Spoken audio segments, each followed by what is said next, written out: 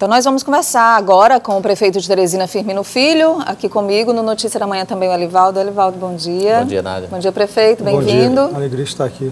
Muito prazer em recebê-lo. Vamos começar pelo plano diretor, que eu acho que é um instrumento muito importante do Executivo para direcionar esses investimentos e ações para o desenvolvimento da cidade. A gente acabou de ver também uma reportagem especial aqui da TV Cidade Verde mostrando como Teresina evoluiu. Então são muitos desafios sempre na mobilidade para ordenar esse crescimento e precisa dessa orientação, né, prefeito? De fato, Teresina tem crescido muito ao longo das últimas décadas. Só para você ter ideia, a taxa de crescimento do nosso PIB per capita, da nossa renda per capita, é de algo em torno de 45% a 50% por década. E junto com esse crescimento econômico, nós temos também um crescimento populacional. Nessa última década, o crescimento populacional ele mais ou menos que estabilizou. Nós estamos crescendo algo em torno de 1% na nossa população ao ano. Mas apesar dessa estabilização da quantidade de população, a população passa a ocupar cada vez mais um espaço maior. Ou seja, a área que cada um dos teresinenses ocupa, ela tem crescido porque o espaço como os economistas gostam de dizer, é um bem superior. Quer dizer, quanto mais renda as pessoas têm, mais espaços elas vão querendo para o seu consumo. É a moral da história. Nós tínhamos uma Teresina muito concentrada no início do seu processo e ao longo do tempo, com o crescimento das várias décadas passadas, Teresina se espalhou demais. Basta ir lá no Conjunto Edgar Gaioso, na Zona Norte, basta ir lá no Teresina Sul, basta ir lá na Socopo. Está horizontalizada. Horizontalizada, né? Demais. E esse espalhamento fez com que Teresina chegasse a ser a capital mais espalhada do Nordeste.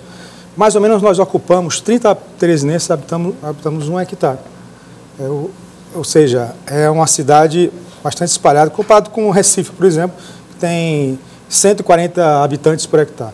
Qual a simbologia desses dados? Uma cidade, do ponto de vista econômico, que falando agora como economista, ela tem uma racionalidade, tem uma explicação por conta da concentração. Quando as pessoas estão muito próximas umas das outras, estão muito aglomeradas, os custos para fazer a infraestrutura urbana e para prestar os serviços urbanos, esses custos caem. E se fica mais barato você botar a estrutura, fazer o serviço, estrutura de quê? Estrutura de abastecimento d'água, estrutura de esgotamento, estrutura de galeria, estrutura viária, estrutura de comunicação. Que serviços? Serviços de transporte, serviços de lixo, serviços de uma forma geral. Então, tudo isso depende da aglomeração da cidade. Se a gente permite que a cidade cresça demais, o que vai acontecer? Vai ficar cada vez mais caro construir a cidade e manter essa cidade em funcionamento. A pergunta que eu faço, o Jacinto Andrade, 3 vezes na semana, o caminhão do lixo vai lá no Jacinto, pega os resíduos lá, pega o lixo e leva lá para o aterro. Quer dizer, quanto é que a cidade está gastando de frete para transportar lixo? Então, se nós... Olha, antigamente moravam 6 pessoas, 5 pessoas por moradia, por casa. Hoje as famílias estão ficando menores. As pessoas estão casando mais tarde, estão tendo menos filhos, as pessoas estão... os filhos estão demorando mais para sair de casa, as famílias vivem mais tempo, enfim... Então, a quantidade de pessoas por residência tem diminuído. Agora estamos com algo em torno de 3,4. A tendência internacional é que a gente fique perto de 8. Hoje, nós ocupamos 220 mil residências. Para a mesma população, se houvesse redução de 3,7 habitantes por moradia, se cair para 2, nós precisamos construir algo em torno de 180 mil casas para abrigar a mesma população. Se a gente não fizer nada, deixar a zega do jeito que está, essas 180 mil novas casas, para abrigar a nossa mesma população, elas vão ser construídas em direção a Demerval Lobão, em direção a Altos, a União, a Zé de Freitas, né? E todo o município, toda a zona rural vai ser completamente tomada. Problema, como é que nós vamos construir a estrutura em toda a zona rural, em todas essas áreas novas? Problema, como é que nós vamos manter? Quer dizer, os custos para a manutenção de transporte, manutenção de coleta de lixo e assim por diante. Ou seja, do ponto de vista da racionalidade econômica, nós precisamos o quê? Compactar a cidade, evitar esse espalhamento. Várias intervenções jurídicas nós já fizemos, como, por exemplo, congelar o perímetro urbano. Uma lei que foi feita recentemente, alguns 3, 4 anos atrás, tem tido um bom efeito, mas nós precisamos dar regras para incentivar o mercado a investir onde já tem infraestrutura. Faz sentido nós autorizarmos um novo conjunto em Demerval Lobão, tendo lá na Vermelha, ali perto da Barão de Gurgueia, terrenos baldios não habitados, Então, a gente tem que criar mecanismo que evite o espalhamento e que faça o mercado se dirigir para investir aonde já tem infraestrutura. Infraestrutura, o centro, por exemplo, tem água, tem luz, tem internet, enfim, tem a saúde, tem a educação. Então, como é que nós vamos deixar de investir, colocar um edifício habitacional lá na Barão de Gurgueia ou lá no centro, para que a população fique morando em conjuntos extremamente longe. E essa é a lógica do plano diretor que o senhor vai enviar, que a Prefeitura vai enviar à Câmara ainda neste segundo semestre? De fato, nós estamos elaborando, há 2 anos, temos dialogado bastante com todos os setores abertos, temos tido consultoria de fora. Um pouco, né, claro, porque o mercado gosta sempre do livre concorrência, de fazer qualquer coisa. Mas numa cidade, até o economista mais liberal do mundo sabe que na cidade precisa ordenamento. Por quê? Se você deixa o mercado livre, o que é que ele vai fazer? Ele vai construir casa onde o terreno é barato. E onde o terreno é barato não tem cidade. Caso, por exemplo, Minha Casa Minha Vida. Muitos dos conjuntos Minha Casa Minha Vida foram construídos em áreas distantes da cidade. Por quê?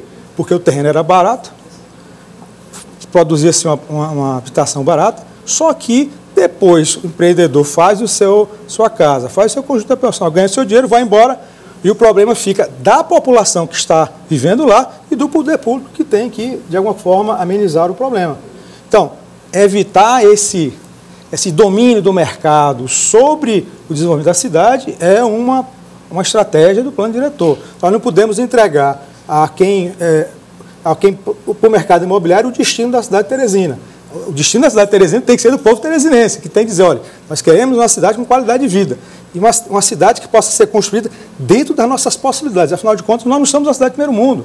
Nós não estamos nadando de dinheiro. Teresina não é uma cidade rica, pelo contrário. Nós temos dificuldades graves do ponto de vista econômico-financeiro. Estamos crescendo, estamos avançando, mas estamos muito distantes de sermos uma cidade de primeiro mundo. E é exatamente por isso que nós temos que ter o quê? Muita cautela no estilo de desenvolvimento que nós vamos adotar para que seja um estilo que nós possamos bancar e não um estilo no qual a cidade fica absolutamente incontrolável e a gente não possa mantê-la nem sequer erguê-la. Prefeito, vamos aqui à participação dos nossos telespectadores. Fernando do Aeroporto pede uma intervenção da Prefeitura na Avenida Centenário. Ele diz que lá muitas calçadas estão sendo ocupadas por carros de locadoras, de hotéis, e está dificultando muito o trânsito das pessoas. As pessoas que ficam nos pontos de ônibus também acabam sendo atrapalhadas em virtude desse estacionamento. E aí eu vou entrar nessa questão do trânsito. Ontem a gente, inclusive, mostrava a mais recente intervenção da S-Trans aqui na Zona Sul, depois da intervenção na São Raimundo, um semáforo ali na saída da Ponte ao Ferraz, no sentido do bairro Centro, e acabou provocando, por exemplo, esse congestionamento que a gente viu ontem. A gente vai já saber como é que está a situação hoje, mas parece que já mexeram na temporização do semáforo, foi a medida anunciada ontem pela S-Trans. E aí do lado tem a Via Sul, que pode também já ser aberta e facilitar bem essa saída da Ponte ao Ferraz. Então eu queria que o senhor falasse um pouco sobre trânsito, ordenamento do trânsito e também sobre a liberação da Via Sul. O que é que nós temos hoje? Nós temos uma cidade que foi atingida por um crescimento de frota absolutamente explosivo. Nos últimos 15, 16 anos, a frota triplicou. Se você botar 20 anos, a frota está chegando a quadruplicar. Nós tínhamos, deixei de ser prefeito em 2004, nós tínhamos 120 mil veículos em Teresina. Hoje, nesse ano, nós estamos chegando a 500 mil. Então, 15 anos, quase mais do que quadruplicou. Então, circular na cidade passou a ser um desafio. E é por isso que a gente tem que fazer uma série de mudanças. Quer dizer, a gente não circula mais com uma cidade pequena, onde você sair de casa, da frente da sua casa com um carro e ir para frente do seu emprego, parava o carro na frente da loja, na frente da repartição. Essa Teresina não existe mais. Então, é necessário que a gente tenha a dimensão do problema. Ao longo desse período, a nossa frota de veículos teve taxas de crescimento que foram chinesas, de 2 dígitos. Um dia desse eu estava fazendo uma exposição com o crescimento da nossa frota de veículos no ano. Mas é uma tendência mundial também? 4, 5, não necessariamente. Algumas cidades não têm tanto. Nas cidades dos países emergentes é um fato, mas, enfim, em países que tem outros tipos de desenvolvimento, na verdade a taxa de crescimento do carro, na verdade, já é constante, em muitos casos já é negativa. Correto. Na verdade, o carro ele já é agora mais... No estilo de desenvolvimento na cidade europeia, por exemplo, o carro é mais um meio de transporte, não é mais o meio de transporte. Somente nos Estados Unidos, que é quase uma exceção à regra, é que o carro continua a ser o meio de transporte. São raras as cidades onde você tem uma multiplicidade de modais. Então, o que aconteceu conosco? A gente tem esse choque. Então, ao longo do tempo, nós temos que reformatar a circulação da cidade. A circulação não pode ser baseada apenas no carro, não pode ser baseada apenas no transporte individual. É necessário que a gente possa fortalecer os transportes coletivos, não apenas para o presente, mas principalmente para o futuro. Quer dizer, olha só, eu estou falando aqui do que aconteceu nos últimos, de 2004 para cá, quadruplicou a frota. Vem cá, e se essa reforma previdenciária der certo, a economia voltar a crescer, bombar, daqui a pouco nós vamos ter o quê? Mais carros. Então, se a gente está com 500 mil, daqui a pouco quem tem moto vai comprar carro, quem tem um carro pequeno vai comprar um carro maior, vamos ter 600 mil, 700 mil. E esses 200 mil carros vão circular como na cidade? Então, é por isso que a gente tem que definir um novo estilo. Nesse novo estilo que está sendo implantado, nós temos que dar uma saída para o transporte coletivo. Daí a dedicação desses corredores para o transporte coletivo, daí a construção dessas pontes vinculadas a esses corredores, daí essa redefinição dessa circulação na cidade de Teresina. Então, nós estamos preparando para enfrentar o problema de presente e o problema que virá no futuro. Nós estamos preparando a cidade para aquilo que virá. Quer dizer, o Elivaldo falou uma coisa importante, que é o plano diretor de ordenamento territorial, que ele está casado com essa nova forma de circular. Quer dizer, a gente tem que construir a cidade, tem que adicionar novas habitações, novas unidades de trabalho, de comércio, de estudo, aonde já tem estrutura. E, especialmente numa cidade complexa, você tem que aproveitar a estrutura de transporte. Então, daí o incentivo a você construir as margens dos corredores, daí o incentivo a você construir as margens dos terminais de integração, daí o incentivo a você construir no próprio centro, né, que já tem uma estrutura consolidada. Então, cada vez mais nós temos que ter essa consciência. Impactar a mobilidade como um todo e impactar também o trânsito. Muitas das mudanças que foram feitas ao longo do tempo no trânsito, a imensa maioria, eu não diria todas, porque seria uma arrogância da nossa parte, mas a imensa maioria foi bem feita. Quer dizer, toda mudança no trânsito, o que ela faz? O que ela impacta?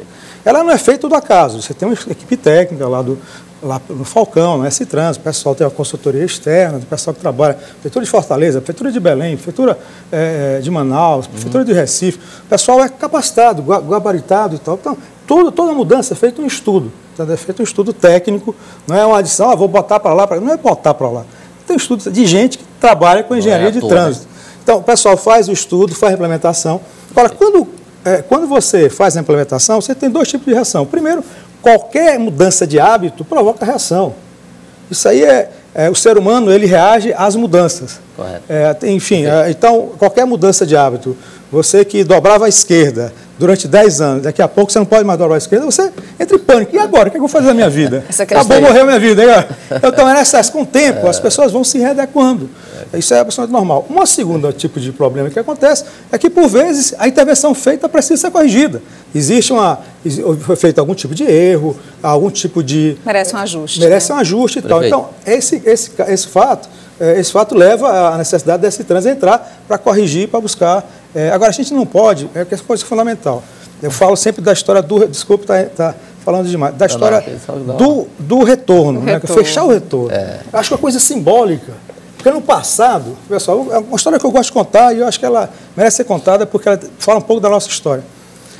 Em 1993, eu era secretário de Finanças do professor Ferraz. O doutor Ayrton Santos, hoje está vivo, pai do doutor Flávio Santos, Luiz Aires Santos, me procurou e disse: rapaz, Firmino, disse para o Fogoió, como era chamado o professor lá na Faculdade de Direito, disse para o Fogoió que ele perdeu todos os votos lá da vizinhança. Por quê, senhor Ayrton? O que está acontecendo? Não, porque ele fechou os retornos.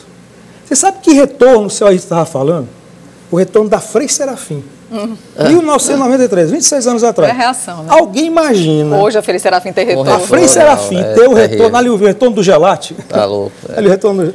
É o menor sentido. Então, a Teresina de 93, ela comportava, talvez ainda, nos seus últimos momentos, paisagem urbana, um retorno na Frei Serafim. Hoje não comporta mais. Da mesma forma que a Dom Severino de hoje já não comporta mais retorno, entendeu? Porque a Dom Severino deixou de ser uma avenida local para ser uma avenida estrutural para toda a Zona Leste. Então, essa é a dinâmica que a gente tem que ter essa consciência, que Teresina já não é mais uma cidadezinha provinciana do interior. É uma cidade grande, complexa, quase 1 milhão de habitantes. Você pega essas capitais europeias, tudo patinando em torno de 1 milhão de habitantes. Então, a gente tem que ter esse sentimento. E saber também que para enfrentar os desafios dessa Teresina grande e complexa, nós não vamos ter mais soluções pontuais. Fez isso, resolveu. É um conjunto articulado de políticas setoriais, de políticas urbanas que podem levar à melhoria na qualidade de vida da população. Você tem evitado falar com essa fluência? Só para a gente concluir aqui, porque estamos apertados no tempo. É que o prefeito tem evitado falar de política com essa fluência que ele aborda, por exemplo, o planejamento de Teresina, né, prefeito? Tem sido um tema que o senhor procura evitar declarações públicas. Mas eu me surpreendi até, prefeito, com a repercussão que teve a declaração da deputada Lucy Soares, primeira-dama do município, quando fez referência às suas qualidades, não como prefeito que o senhor está hoje, mas como possível governador do Estado. Isso causou repercussão até no PT, com reação do vereador Edilberto Borges, consideradas até preconceituosas, que continuam repercutindo. Como é que o senhor analisa essa situação? Não só a sua sucessão está antecipada, como também o debate da sucessão governamental em 2022. Pessoal, eu acho que está tudo muito cedo, né? Está cedo para falar em sucessão municipal, também está cedíssimo para falar em sucessão estadual. Eu sempre digo que a gente perde muito tempo falando de política e a política tem que ser deixada para os anos pares, né? Todo ano par tem eleição e, infelizmente, a eleição ela traz muitas paixões, traz muitos interesses e a gente fica fora do debate objetivo dos problemas concretos, tanto do Estado quanto da cidade. De certa forma, a gente mascara a realidade, cria uma falsa agenda, discute uma falsa agenda e aquilo que é importante ser debatido com profundidade, com seriedade, com rigor técnico, assim, tudo isso vai ser deixado para lá. Então é por isso que eu tenho um certo até preconceito, né, contra essa abordagem assim, antecipada eleitoral. Mas enfim, eu acredito que a declaração da Lucy é natural, né? Lucy, minha esposa, perguntar para ela se ela tem condição de ser candidata a qualquer coisa, é mais ou menos chovendo molhado, né?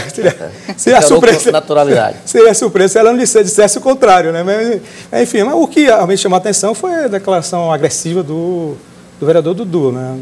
Eu acho que, para mim, foi uma surpresa, né? Afinal de contas, é um representante do povo, se comportar de forma tão preconceituosa, assim, tão raivosa, assim, um machismo assim, muito baixo nível, né? Acho que o Dudu merecia, ele deveria fazer um pedido de desculpas, não só a Lucy, mas as mulheres do Piauí. Eu acho que ele devia ter esse tipo de comportamento. Seria um pouco mais sério da parte dele. Obrigada, prefeito Firmino, pela entrevista que a TV Cidade Verde. Um ótimo dia para o senhor. Até a próxima. Obrigado.